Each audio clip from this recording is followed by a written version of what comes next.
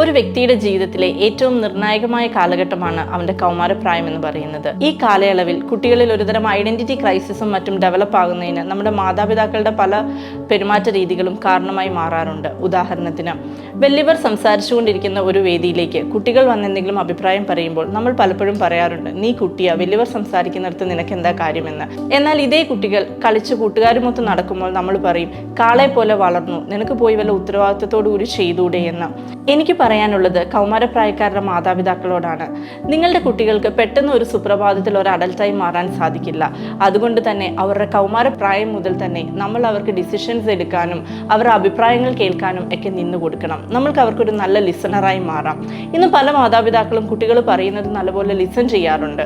പക്ഷെ ലിസൺ ചെയ്തതിന് ശേഷം എപ്പോഴെങ്കിലുമൊക്കെ സാഹചര്യങ്ങളിൽ നിന്റെ കൂട്ടുകെട്ട് അങ്ങനെയല്ലേ, നീ അന്ന് പറഞ്ഞത് ഞാൻ ഇപ്പോഴും ഓർക്കുന്നുണ്ട് എന്നൊക്കെ പറഞ്ഞ് അവരെ ക്രിട്ടിസൈസ് ചെയ്യുകയും കമൻറ്റ് ചെയ്യുകയും ഒക്കെ ചെയ്യുമ്പോൾ നിങ്ങൾക്ക് നിങ്ങളുടെ കുട്ടികളുടെ വിശ്വാസമാണ് നഷ്ടമാകുന്നത്. അവരുടെ ലൈഫിൽ എന്തെങ്കിലും ഒരു പ്രശ്നങ്ങൾ ഉണ്ടാകുമ്പോൾ അവർ നിങ്ങളുടെ അടുത്തേക്ക് വരാതെ അവരുടെ കൂട്ടുകാരിലേക്ക് ഓടിപ്പോകുന്നതിനും ഇത് കാരണമായി മാറാം. ലൈഫിൽ സക്സസ്ഫുൾ ആയ ഓരോ കുട്ടികളെയും നോക്കി മാതാപിതാക്കൾ അഭിമാനത്തോടെ പറയുന്നത് കേൾക്കാറുണ്ട്, ഇവന്റെ സക്സസിന് പിന്നിൽ എൻ്റെ കരങ്ങളുണ്ടെന്ന്.